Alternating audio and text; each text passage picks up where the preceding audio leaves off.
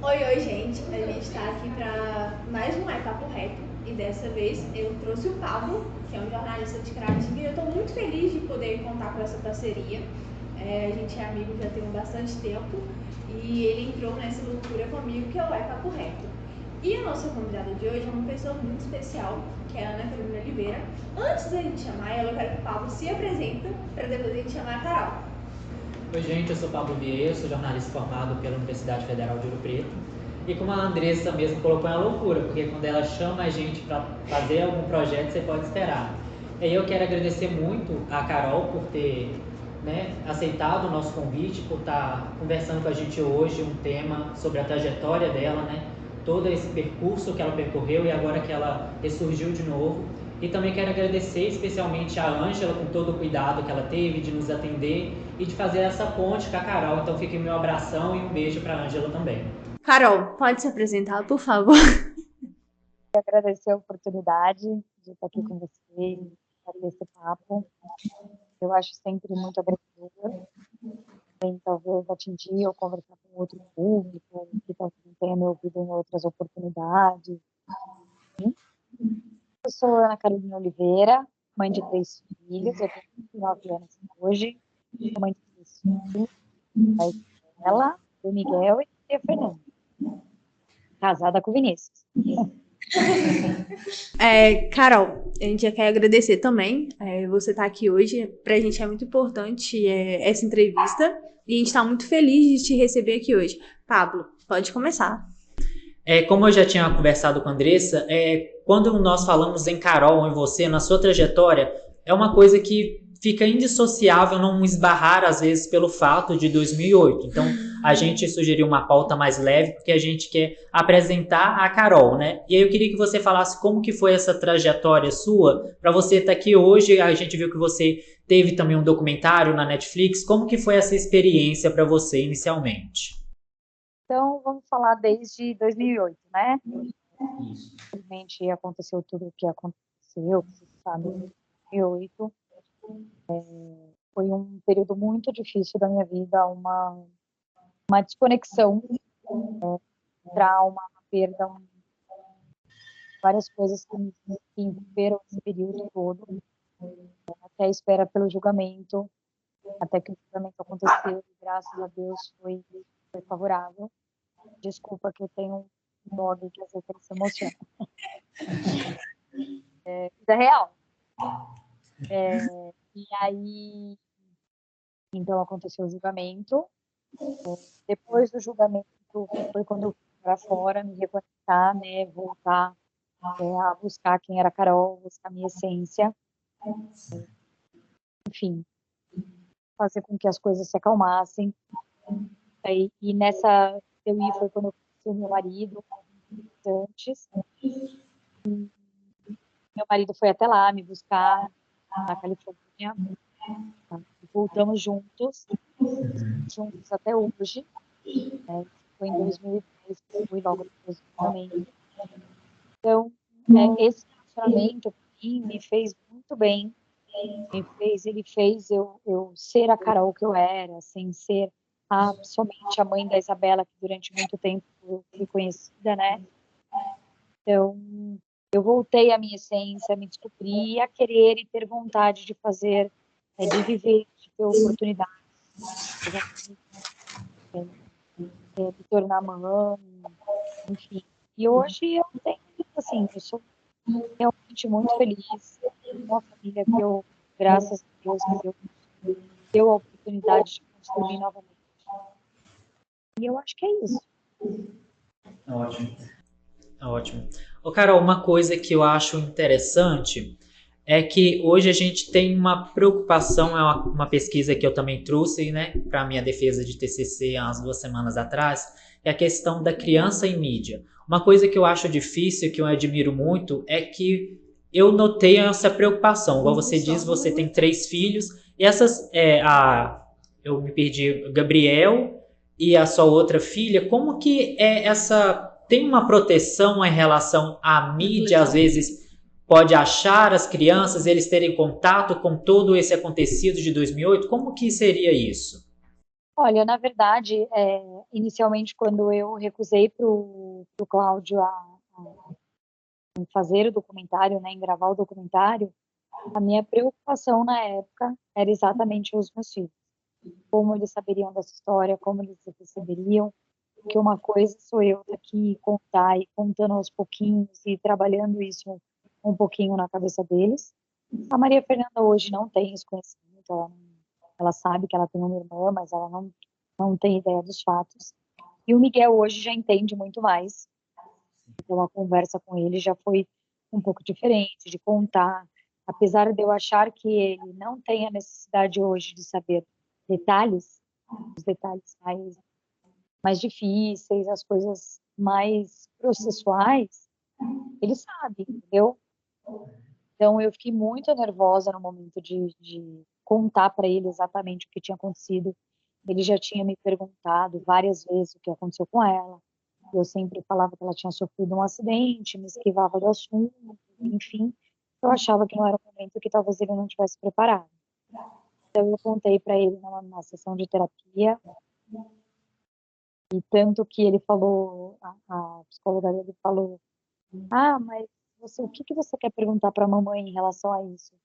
Ele falou, eu não quero perguntar nada. Eu já perguntei para ela umas 5 vezes e ela nunca me contou. Então, assim, realmente é algo que marcou e marca. Ele é muito sentimental em relação a isso, em relação à irmã. Então, alguns detalhes eu, assim, contei que ela caiu do prédio.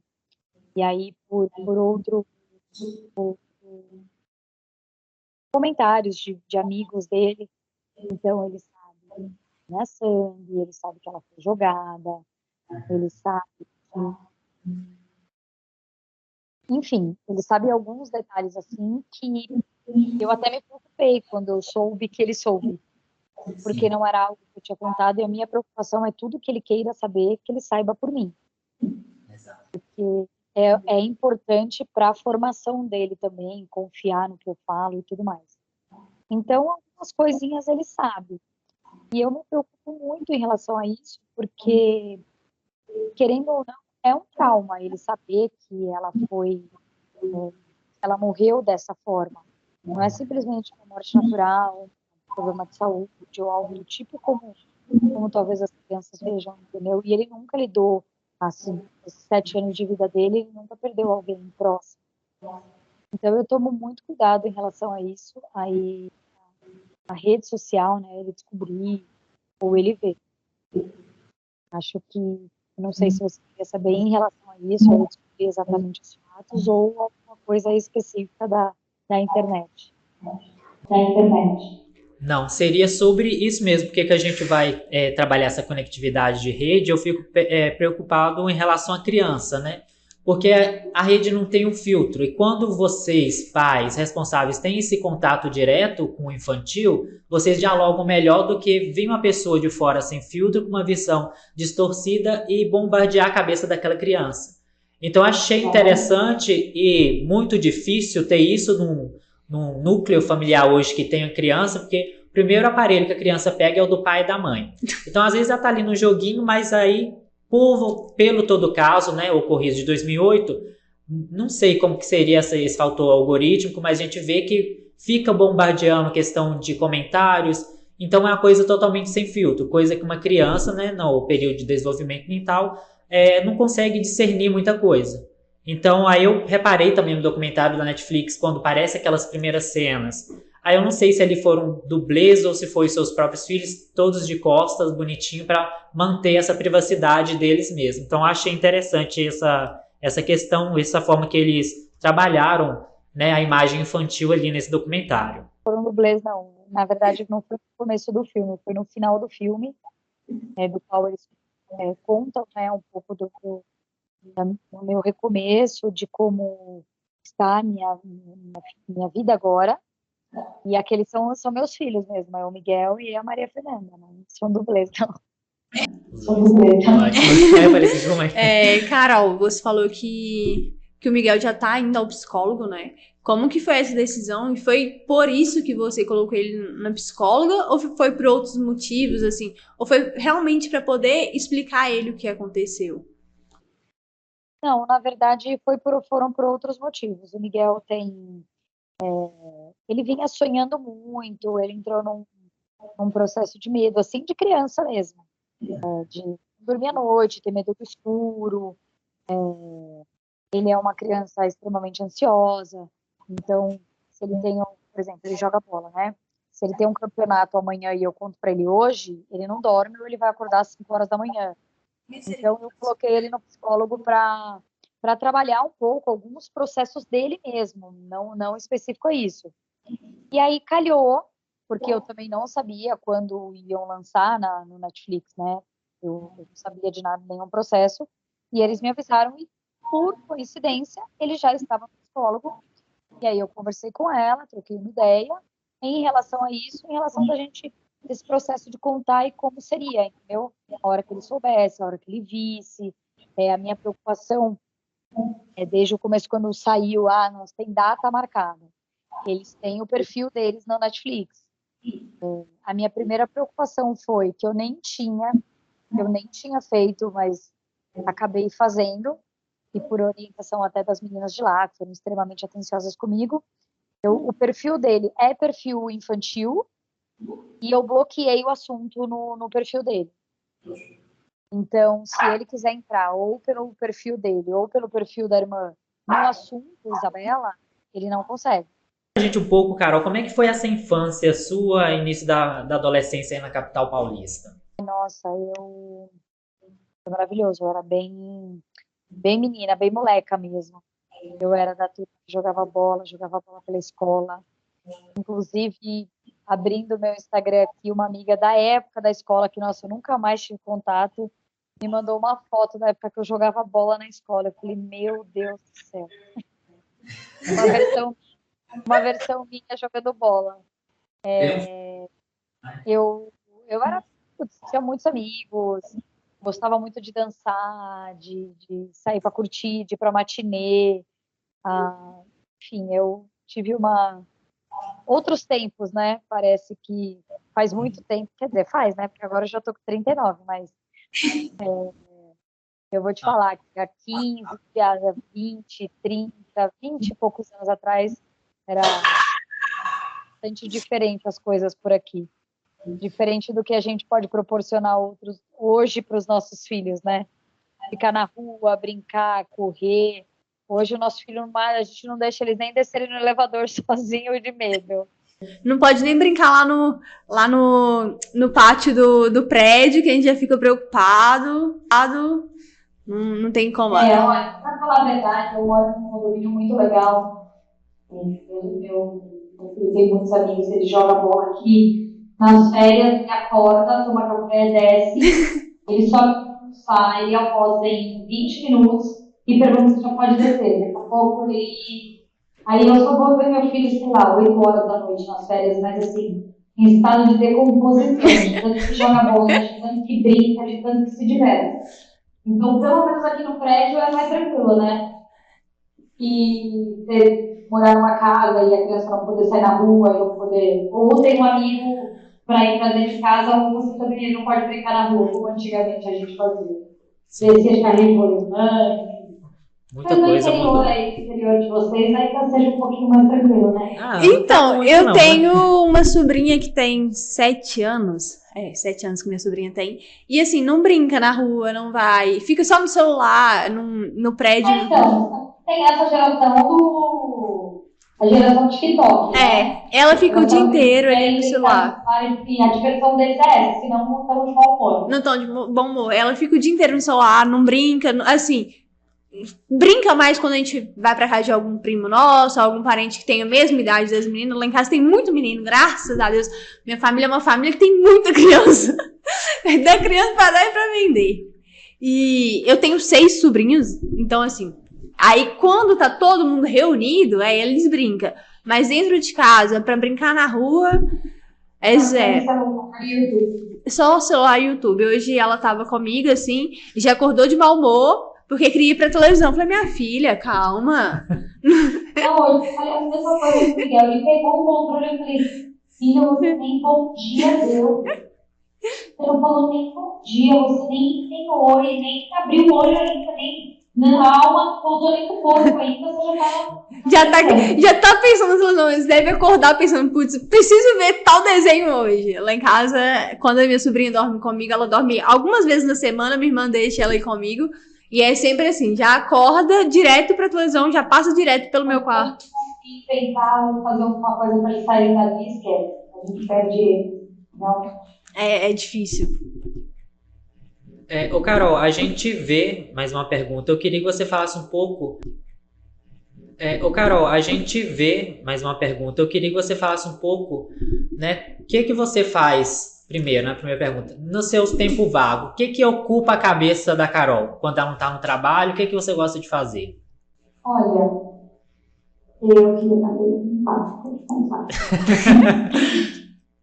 mentira, eu gosto de finais de semana, assim, eu consigo me reunir com a minha família, a gente faz churrasco na minha casa, ou a gente sai com os meus amigos. Eu tenho um grupo de amigos verdadeiro mesmo, muito grande, muito legal. Então, isso é muito gostoso. E eu tenho um grupo de amigos também que tem muitos filhos. Inclusive, assim, a demanda de aniversário no final de semana é muito grande. Quase todo fim de semana tem um. Sábado que passou eu tive 2 festas, saí de uma, fui para outra no sábado. Domingo eu tive outra festa de filhos de amigos. Então, assim, a maioria das vezes eu tô com as crianças, ou se tá calor assim, eu me programo para ir no parque, me programo pra gente sair, se divertir. Ó, tem dia que a gente quer ficar em casa fazendo vários nada, porque a gente também merece. Deitar e ver uma série.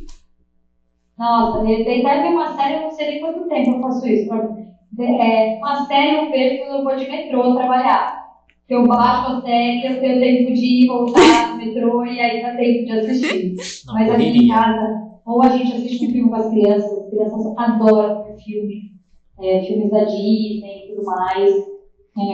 Ou tem um tempinho quando tem algum convite, fazer alguma coisa. Eu e o Vinícius, que é bastante difícil também, mas a gente vai para um barzinho com os amigos também. Isso, basicamente. Eu não faço nada de muito exótico, muito diferente. Né? Se eu te perguntasse uma lembrança que você guarda com carinho, o que você me responde? Nossa! Difícil! Muitas, né?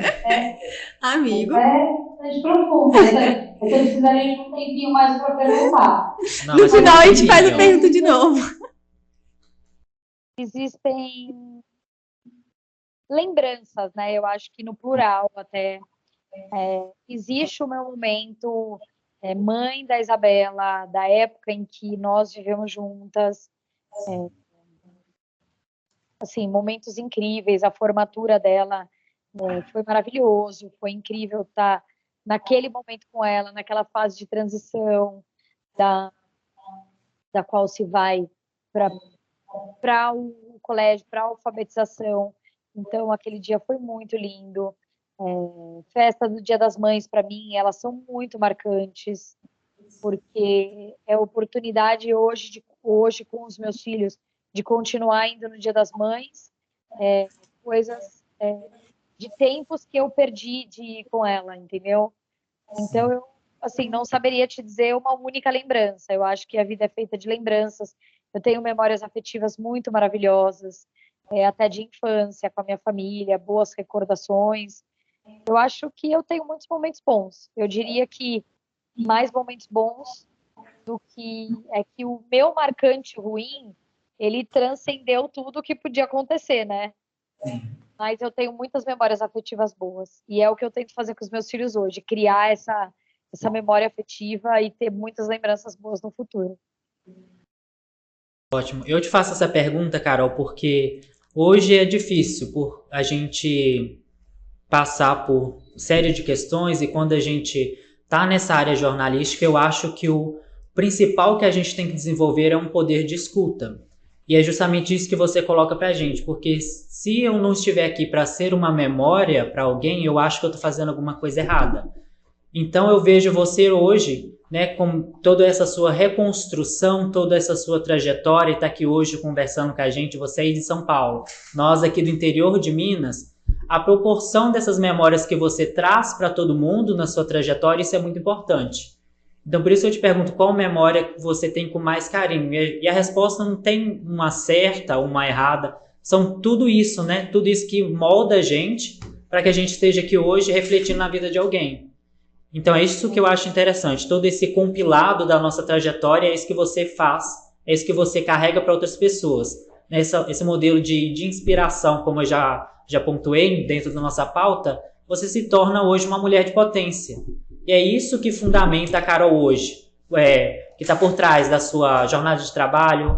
Chega em casa, tem uma jornada extra, né, com seus filhos, marido, família, a dona Rosa. Então, eu acho que tudo isso são memórias que agregam muita gente enquanto seres, né, e que afetam outras vidas também. Então, isso é um poder de escuta que a gente desenvolve ao longo da graduação, que aperfeiçoa em momentos como esse que a gente está tendo aqui agora. Né, uma conversa, né, uma videoconferência, mas que não se torna menos válida do que o presencial. Com toda certeza. E assim, a oportunidade de ser ouvida hoje, até de não sabia realmente que toda essa proporção, eu sei que sempre soube durante todo esse tempo, durante todos esses 15 anos, que tudo que envolve o nome da minha filha, ele é muito potente. É uma coisa assim que eu me perguntei durante muitas vezes, eu, minha mãe, minha família, assim, meu Deus, como? Por quê? Por que o nome dela tem essa potência? Por que as pessoas tomam proporções, as pessoas vão ver, querem ver, enfim. Tanto que, pô, segundo dia de tela de Netflix, ele era o primeiro lugar. O quinto mais visto no mundo. Não, primeiro visto no mundo em língua estrangeira. Enfim, primeiro filme brasileiro visto em língua estrangeira. Então, assim, eu sabia que talvez tomasse essa proporção, que fosse ser impactante. Eu achei que ficou muito bem contado, muito respeitoso, muito válido tudo isso. Mas eu também não tinha noção do quanto eu pudesse falar, ou com a minha experiência, ou com a minha vontade de viver, ou coisas que eu passei, que as pessoas realmente teriam esse interesse, que fizesse diferença na vida de todo mundo. Então, exatamente pelos feedbacks que eu ouvi, que eu decidi abrir meu Instagram, apesar de realmente postar bem menos do que eu gostaria. Eu não sou uma pessoa pública, eu não sou uma pessoa que quero postar o meu dia a dia, o que eu faço, enfim, é esporádico. Mas eu percebo que as pessoas gostam disso, querem saber. São tantas mensagens positivas e tantas coisas que eu escuto, de pequenos detalhes que eu falei, que fizeram diferença na vida de uma pessoa, que eu falei, pô, então eu acho que eu estou no caminho certo, acho que eu posso continuar, enfim, seguir algo nesse tipo, apesar de amador, enfim. Eu fico muito feliz, muito agradecida. Eu acho que hoje o pessoal quer saber mais sobre você do que sobre o caso em si, apesar que todo mundo conhece o caso, todo mundo sabe o que aconteceu, mas a sua reconstrução da sua vida, para muita gente, é inspiração. Então, é além, assim, claro que o nome da Isabela tá marcado, todo mundo que viveu aquele ano e lembra disso, não tem como não lembrar, e marcou todo mundo, mas a gente queria muito ver a sua história, ver quando você engravidou pela primeira vez, após, né? Aí depois veio a Maria Fernanda também. Então, assim, isso no documentário também fica muito evidente, assim, a sua volta por cima de mesmo que existe a dor, mesmo que existe o sofrimento, você conseguiu olhar para a vida e falar, nossa, eu preciso viver, não consigo, não posso parar minha vida a partir de 2008. E eu acho que isso que move as pessoas hoje em dia, assim, o caso sempre vai tomar muita repercussão, mas essa querer saber sobre você, como você tá, a sua luta diária, isso também move. Isso que também faz as pessoas se interessarem pelo caso, sabe?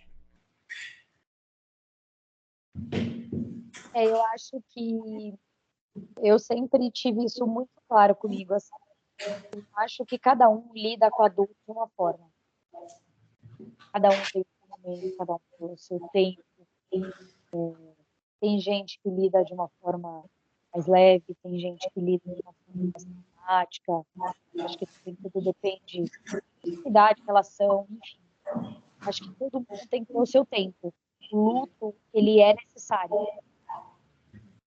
seja por um curto espaço de tempo, um longo espaço de tempo, mas você precisa se permitir viver esse luto. Até para ter um entendimento daquilo, do que aconteceu, de todos os problemas. Assim, você perder um filho ou um ente querido de uma forma trágica, a maneira é diferente de, como a gente diz, não é que, nossa, quando a pessoa ficou doente, ela vai ficando doente, beleza, você aceitou e foi, beleza, tá tudo bem. Não, não é tudo bem. Mas quando é da noite pro dia, e trágico, e mal da forma como foi, como acontece, infelizmente, todos os dias, você não tá tão preparada para isso. Então, eu acho que esse é um fator importante. Primeiro, a pessoa se permitir viver essa dor. Se é chorando, se é se lamentando, enfim. Cada um tem a sua forma de lidar. Eu sempre tive comigo, que além de a minha busca por justiça em nome da minha filha e a força de vontade para viver, eu sempre tive comigo. Diferente do que eu vejo em outras pessoas, entendeu? Então, eu acho que é um pouco disso. Exatamente. Eu acho que se eu te perguntasse o que você aprendeu com toda essa reconstrução, muita coisa, né? A gente que está de fora, a gente vê todos esses processos. E é isso que você colocou. Cada um tem o seu próprio tempo de lidar com o luto, tem o seu próprio tempo para voltar à ativa de fato, apesar de que todas as dificuldades que a gente tem. Mas o que você acha que mudou o seu ponto de vista em alguma relação? E eu acho interessante que você disse, não lembro em qual podcast que você participou, que você coloca que você tem uma carga, um filho, não foi bem assim que você disse, mas um filho leva uma carga. Eu achei isso... uma carga emocional um pouco maior do que o outro. Exatamente isso. Como que tá essa visão sua?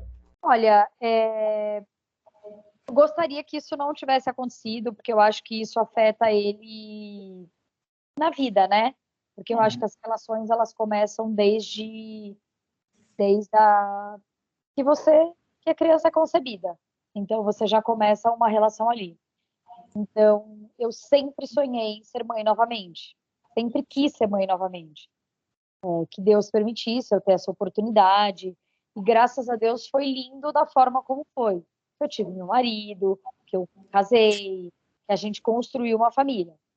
Mas saber que eu estava grávida do Miguel e aquele sonho, e ser mãe novamente, depois da chegada, depois da partida da Isabela, é inevitável, né? Aquele sentimento. Por mais que você queira preservar o seu filho e transmitir aquele amor, aquela dor, ela estava intrínseca ali, entendeu? Então, foi o que eu falei, essa carga emocional que ele carregou, por eu ter esse sentimento de querer ser mãe e ele ter vindo depois, eu acho que foi muito maior do que quando eu engravidei da Maria Fernanda, que eu já tinha o Miguel, tudo já tinha acontecido de novo, entendeu? Eu acho que por conta disso, apesar de eu ter me preocupado e cuidado bastante disso, foi inevitável que isso acontecesse com ele, tadinho. Sim. Agora, uma pergunta, se você não se sentir à vontade em responder, tá, Carol? Tudo bem. Foi só uma curiosidade que saiu agora. Esse todo sentimento, você acha que na segunda gravidez sua interferiu em alguma coisa? Ou você não precisou fazer nenhum acompanhamento médico, psicológico com isso? Não, na verdade eu estava com meu psicólogo já, né? Mas não sinto que foi algo que tenha pesado a ponto de, nossa, eu preciso me tratar sobre isso. Preciso me tratar sobre a maternidade. Então, assim, como eu já tinha, acho que quando eu engravidei do Miguel, eu já tinha 32 anos. Já tinha maturidade, mas foi uma gestação completamente diferente, em um momento de vida completamente diferente, com a rede social, tudo que era sobre a maternidade eu lia, eu via, eu me preocupava sobre educação, sobre maternar, sobre ir atrás diferente do que eu tinha na época dela. Na época dela eu tinha 17 anos, eu era uma menina, eu fui mãe porque nasce um filho, nasce uma mãe. Mas assim, cuidei dela o tempo todo, fazia de tudo, mas assim, eu já estava muito mais descolada quando o Miguel chegou, entendeu? Psicologicamente eu não precisei de nenhum tratamento, mas foi mais impactante, né, por tudo que me aconteceu. Carol, conta pra gente um pouquinho. A gente já escutou essa história, mas é uma história que eu gosto muito. Então, eu quero que você conta pra gente aqui. Que foi como você conheceu seu esposo.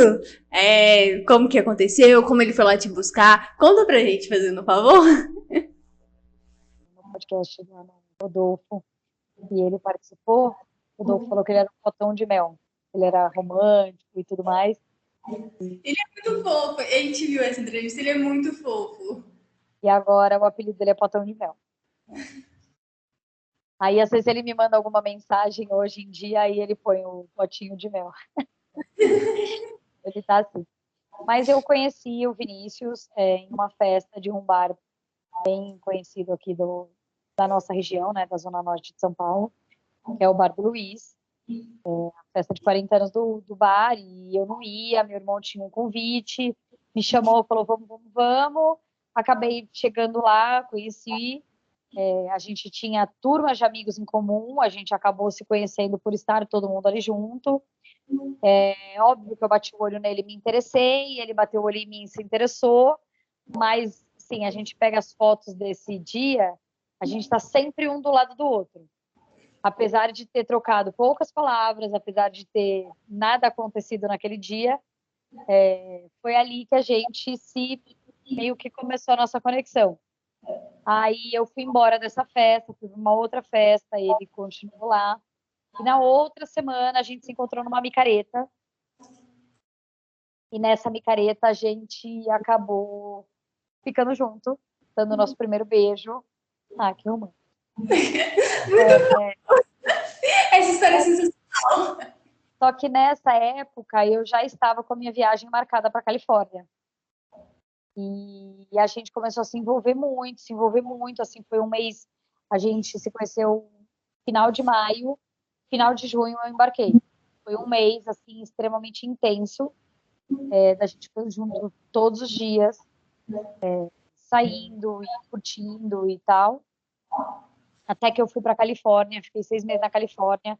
E no final da minha viagem, ele ia para estudar também fora, ele ia para Irlanda, até que não sei qual foi o contexto direito que não deu certo. Eu falei, então por que você não vem para cá? Vem me ver, a gente viaja por aqui e a gente volta junto. E aí ele foi. Comprou a passagem, foi. Aí ele chegou lá na Califórnia nos últimos 20 dias da minha viagem. Então eu estava terminando o curso que eu fazia. Ele chegou lá, a gente foi viajando um pouco ali pela Califórnia. Foi viajar para outros lugares e voltamos juntos para o Brasil na véspera do Natal, que eu cheguei quase perto do Natal. E aí, depois disso, a gente nunca mais se largou, nunca mais se deixou. Ficamos juntos, começamos oficialmente a namorar, né? A gente, durante esses 6 meses, a gente se falou todos os dias mesmo. Isso porque naquela época não tinha nem a conexão hoje de internet que a gente tem de vídeo. Era Nextel, a gente se falava pelo rádio, quando dava para falar.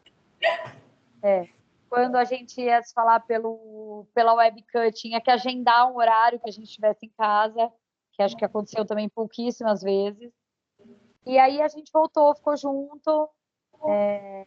Não tinha o sonho de casar. Nunca fui uma... Nossa, eu preciso casar, véu, grinalda, casamento, igreja, essas coisas. E o Vinícius sempre foi extremamente romântico, sempre quis isso aí. Até que eu falei, então você quer casar mesmo? Então beleza. Então agora você vai pedir pro meu pai, a gente vai fazer como manda o figurino, então você vai me pedir em casamento. Tá bom. Aí ele foi, me pediu em casamento pro meu pai. A gente foi viajar para ficar noivo, a gente ficou noivo. Então, já que é para ter um casamento, a gente vai ter um casamento de verdade, real. Aí programei um casamento maravilhoso. Nosso casamento foi lindo, foi muito legal. E estamos juntos até hoje. 13 anos juntos, no total.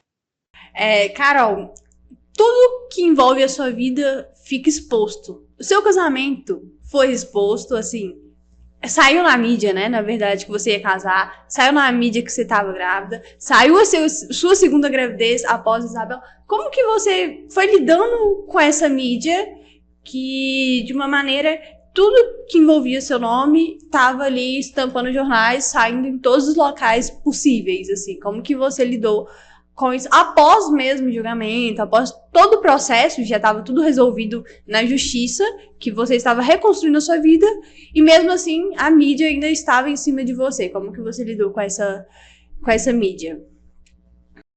Olha, o meu casamento, não sei se foi tão exposto assim, noticiado e tal, que eu casei ou algo do tipo, mas a minha primeira gravidez, sim. A minha primeira gravidez, e isso foi algo também que sentimentalmente impactou ele, porque eu sempre fui uma pessoa extremamente reservada, nunca tive rede social aberta, minha rede social é extremamente restrita, enfim, só para os meus amigos.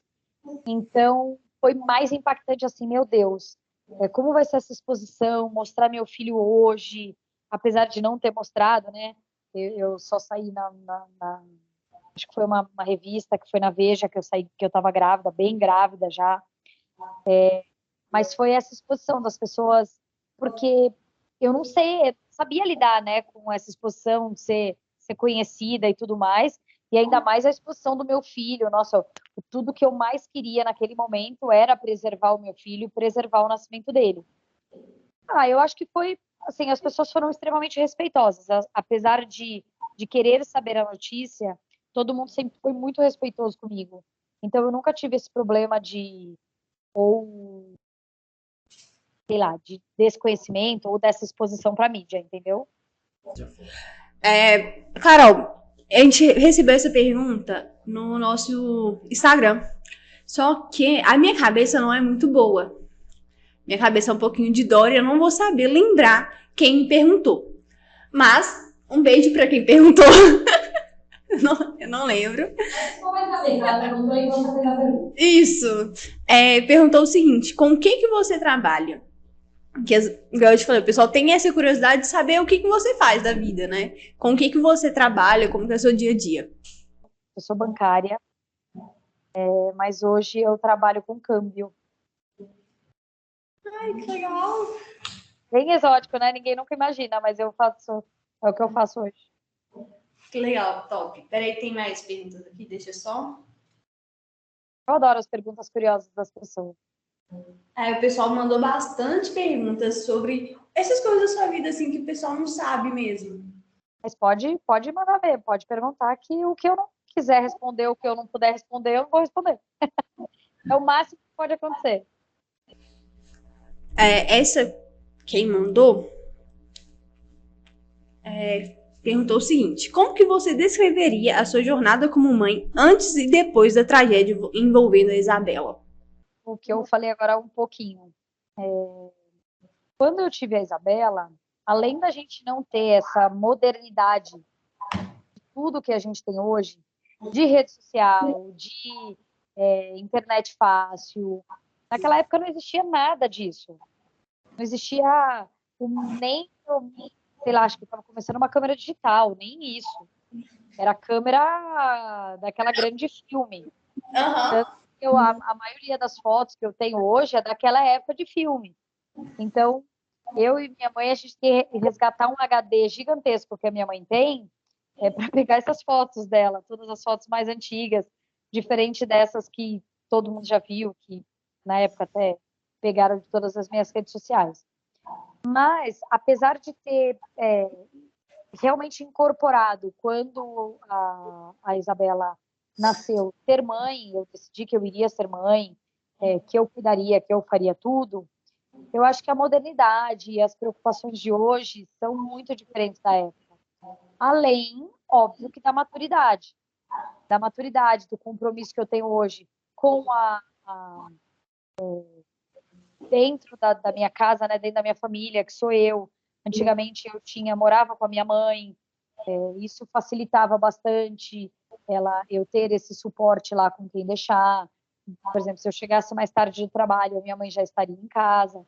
Hoje é uma correria, né? Eu tenho que me preocupar, sair do trabalho correndo para chegar aqui, pegar as crianças, para dar tempo deles chegarem na escola, eu estar aqui chegando, aí tem que chegar e dar comida.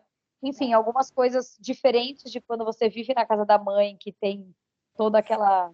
Chegar, tá a comida pronta e tudo feito, ser casa de mãe, do que chegar aqui, eu ser a mãe e eu ter que preparar tudo. Mas eu acho que o grande diferencial, eu acho que o amor e o carinho e a atenção e tudo que eu fiz por eles é igual, mas eu acho que a maturidade é que fez a diferença nesse tempo todo, e o conhecimento e a tecnologia, eu diria também. Como que você equilibra o desafio de ser mãe com as suas outras responsabilidades? Depois que eu fui lá no Pais e Filhos, eu falei que eu fui para Salvador, uma seguidora me mandou assim: nossa, Carol, como você consegue ser esposa, mãe, ter filhos? Nossa, você dá conta de tudo e ainda você vai para Salvador se divertir. Eu fiquei pensando, gente, quem disse que eu dou conta de tudo? Vira e mexe, eu recebo uns recados na agenda da minha filha. Favor olhar o recado de 3 dias atrás. Hoje é o último dia para pagar o dia das crianças da escola. Você fez não sei o quê? Assim, gente, eu não dou conta de tudo. Apesar de ter esse instinto, eu sou daqui, eu quero fazer tudo. Eu quero realmente dar conta de tudo e eu quero fazer. Então, eu tento, eu me esforço, mas eu não consigo. Tem dia que é atenção mais para um, tem dia que é atenção mais para o outro. Tem dia que eu tenho que chegar da comida, estudar, porque o Miguel já está nessa fase de prova na escola, estudar e tudo mais.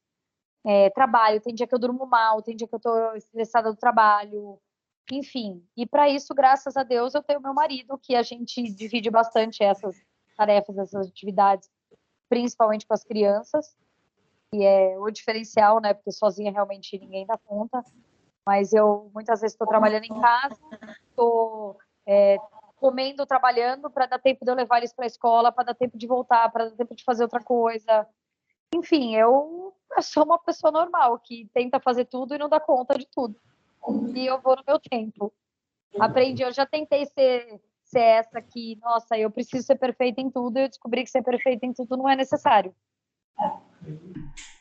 Carol, a gente recebeu até algumas perguntas sobre isso também. Eu li, uma amiga minha mandou, mas outras pessoas também me mandou. Se você tem feito algum trabalho, assim, em alguma ONG, alguma coisa assim, em relação à proteção à criança, alguma coisa desse tipo, assim, após a Isabela, se você está engajado em alguma causa dessa forma. Voluntário, mas não nada voltado para nenhuma ONG, nenhuma instituição e tal. Inclusive, sempre fiz isso com a Ângela. A Ângela é extremamente engajada. Mesmo postou algumas coisas nos stories dela. Hoje mesmo ela postou de uma moça que a gente conheceu aqui. Foi uma história que marcou bastante a Ângela, pela Ângela ter um filho bem próximo da idade, infelizmente, do que esse menino faleceu. Mas eu hoje, voltado a algum projeto que eu tenha, eu não tenho, tá? Eu estou estudando, estou trabalhando para isso, estou tendo maior conhecimento, porque eu não gosto de entrar em nada, em nenhum projeto do qual eu não consiga, não esteja engajada. Isso também por conta do meu trabalho. Eu trabalho das 9 às 18, bato ponto, eu atendo o telefone o dia inteiro, então eu realmente não tenho tanto esse tempo de poder me envolver. Mas eu tenho estudado alguns projetos, algumas ideias, mas hoje eles ainda não estão completos. Mas quem sabe? Vamos aguardar. Ótimo, Carol. Só antes a gente vai falar do nosso patrocinador, que é a F Financeira. A gente vai deixar o QR Code deles aqui. Se vocês precisarem de empréstimos, FGTS, aposentado, pensionista, o Pablo já fez o FGTS dele, então ele pode dizer que é super confiável. E também o estúdio. A gente quer agradecer o Elzo Martins, que ele tá ali, gente, mas Elza, muito obrigada por ter cedido esse espaço pra gente hoje. E, Carol, a gente quer te agradecer também por você ter dado essa entrevista pra gente, foi muito importante. E, Pablo, eu também quero te agradecer por esse início de parceria nosso, que você segurou minha mão desde o começo do Uai Papo Reto e agora a gente conseguiu gravar juntos. Então, eu quero agradecer vocês. Não é fácil não, tá? Nossa. Não, eu aqui agradeço mais uma vez. Eu comecei agradecendo, eu vou terminar agradecendo pela oportunidade de me ouvir. Vocês foram incríveis. Eu adorei esse bate-papo. Foi extremamente gostoso, foi leve, foi curioso, diferente. Alguns assuntos talvez que eu nem tenha falado por aí, perguntas interessantes. Parabéns pelo trabalho de vocês. E contem comigo, eu estou por aqui sempre que vocês precisarem de alguma coisa. Carol, deram uma sugestão aqui pra gente. Se você quiser deixar alguma mensagem para quem nos assiste posteriormente, mães que talvez tenham se esbarrado pelo caso ou algum ocorrido semelhante, né, assim dizendo, se você quiser deixar alguma mensagem para todas. Basicamente, assim, até falando desse caso que a gente estava falando, que a Ângela confessou hoje, eu vejo muitas pessoas que, infelizmente, não tiveram a mesma oportunidade de justiça, ou que lutam por essa justiça, assim, como eu lutei durante muito tempo. A gente tem casos muito conhecidos, da mesma forma que a gente tem casos anônimos. Então, o meu recado sempre não desistam. Em nome daqueles que se foram, acho que a gente não pode desistir. A gente tem um propósito. Se a gente ficou, foi por algum propósito. Então, eu acho que as pessoas lutem, não deixem. E repita, isso não quer dizer que você não precise viver o seu luto, que você não tenha que sofrer, ou que você não sofra por isso. Mas eu acho que o mais importante, não desistir da sua luta, não desistir da vida. Existem outras pessoas do seu lado, outras pessoas que te amam, outras pessoas que querem o seu bem, além que estão com você, além da sua perda, e que vale a pena viver. Eu acho que isso para mim, Carol, vale a pena viver, eu tenho isso comigo. E também um fator muito importante, Deus nunca falha, Deus nunca desiste da gente. E se manter no caminho da fé e no caminho da luz, eu acho que é o que faz o diferencial na nossa vida. Deus é Deus o tempo todo, né, Carol? A gente tem mania de achar que quando alguma coisa ruim acontece, Deus deixa de ser Deus. Mas não, Deus continua sendo Deus mesmo na adversidade, mesmo no momento ruim, Deus é Deus. Então, ótimo. E acho que... A gente tentou evitar ao máximo que você chorasse.